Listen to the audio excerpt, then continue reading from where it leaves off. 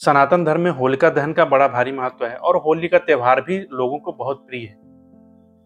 लेकिन ये होलिका दहन अगर गलत मुहूर्त में किया जाए या गलत समय पर किया जाए तो निश्चित रूप से मान लीजिए कि ये जीवन में 1 वर्ष तक भयंकर समस्याएं उत्पन्न करती है। तो इसलिए बहुत सोच समझकर और बहुत विचार कर होलिका दहन के मुहूर्त को शोधन करना चाहिए, होलिका दहन के मुहूर्त का निश्चित करना चाहिए और होलिका दहन उसी मुहूर्त पर करना चाहिए। अब की बार यानी 2023 में बड़ा भारी कंफ्यूजन बना हुआ है। सोशल मीडिया पर भी बड़ी बड़ी वेबसाइट्स भी यही बात बता रही हैं कि 7 तारीख को होलिका दहन किया जाएगा। 7 तारीख को होलिका दहन का मुहूर्त शास्त्रोचित है कि नहीं, शास्त्र क्या कहता है इस बारे में आज हम इसी विषय पर चर्चा करते हैं कि होलिका दहन का जो सही मुहूर्त है वो क्या है। नमस्कार, मैं शिवेंद्र मिश्र। मित्रों, आज हम बात करेंगे होलिका दहन के मुहूर्त के बारे में। शास्त्र क्या कहता है इस संबंध में हम विचार करेंगे। तो देखिए, होलिका दहन का जो मुहूर्त है उसके संबंध में 3 जो एलिमेंट हैं, जो 3 तत्व हैं, वो प्रधान रूप से हमको विचार करने चाहिए। पहला तत्व होलिका दहन के संबंध में ये है कि फाल्गुन मास की पूर्णिमा का होना आवश्यक है। दूसरा तत्व ये है कि निशा काल यानी प्रदोष काल और निशा काल के संबंध में विचार करना चाहिए। और जो तीसरा तत्व है वो है कि भद्रा के संबंध में हमको विशेष रूप से विचार करना चाहिए। तो आइए इन तीनों तत्वों के संबंध में संक्षेप में एक चर्चा कर लेते हैं कि इनको किस प्रकार से हम देखेंगे और शास्त्र इनके संबंध में क्या कहते हैं। देखिए, शास्त्र के अनुसार होलिका दहन हमेशा फाल्गुन मास की पूर्णिमा को ही किया जाता है।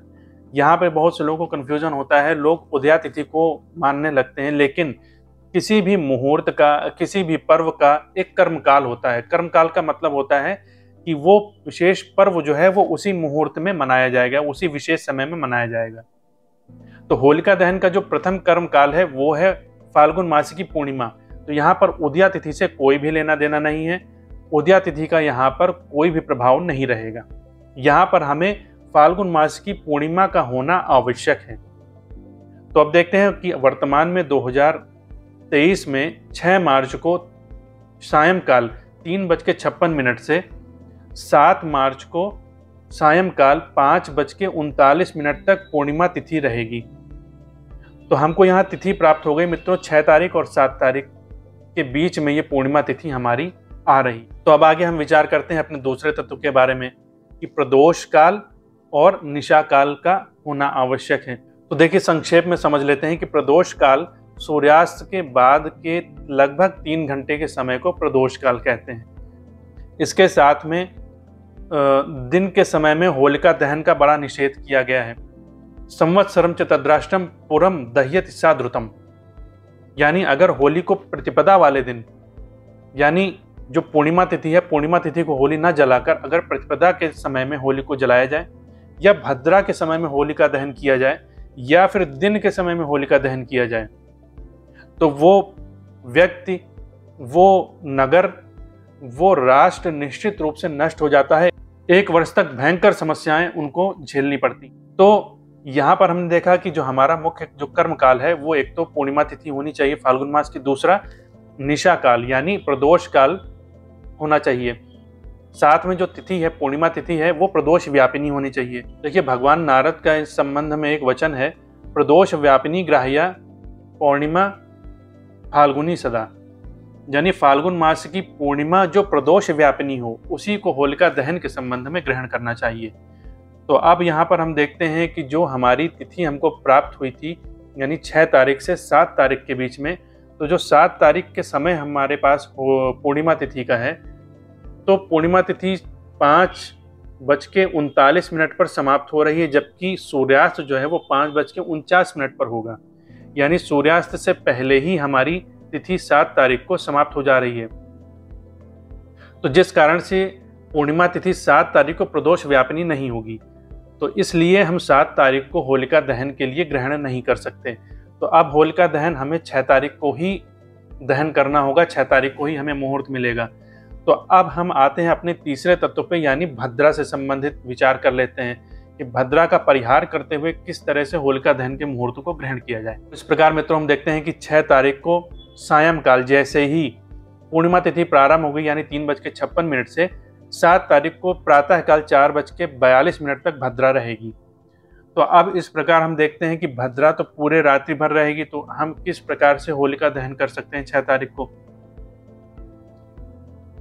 और साथ में जो भद्रा है वो सिंह राशि की भद्रा है, यानी पृथ्वीलोक की भद्रा है, जो अशुभ कही गई है पृथ्वीवासी लोगों के लिए। अब यहाँ पर देखिए मित्रों, एक नियम ये है कि पूर्णिमा के समय जो भद्रा होती है वो पूर्वार्ध व्यापिनी होती है। तो जो पूर्वार्ध व्यापिनी भद्राएं होती हैं वो रात्रि काल में शुभ फल देने वाली हो जाती हैं। तो पूर्णिमा के समय जो भद्रा हमारी रहेगी वो पूरी रात्रि भर चलेगी, तो जिस कारण से वो भद्रा में अशुभत्व का फल में कमी आ जाएगी।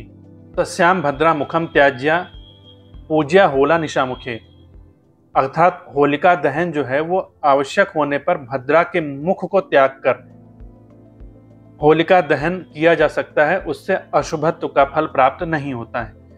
तो जिस कारण से हम यहाँ पर भद्रा के मुख का त्याग कर देंगे और पुच्छ पर अगर होलिका दहन करते हैं तो जो भद्रा का अशुभत्व है, जो भद्रा का अशुभ फल है वो प्राप्त नहीं होगा, और शुभ समय पर होलिका दहन करने का जो पुण्य फल है वो आपको अवश्य प्राप्त हो जाएगा। तो अब देखिए, जो भद्रा का पुच्छ काल है वो रात में 12:23 से रात में 1:34 तक रहेगा। तो इस प्रकार मित्रों यहाँ पे एक सवाल ये उठ सकता है कि रात में अगर 12:23 पे अगर भद्रा का पुच्छ अगर हमें मिल रहा है तो 12:23 पर तो 7 तारीख लग जाएगी।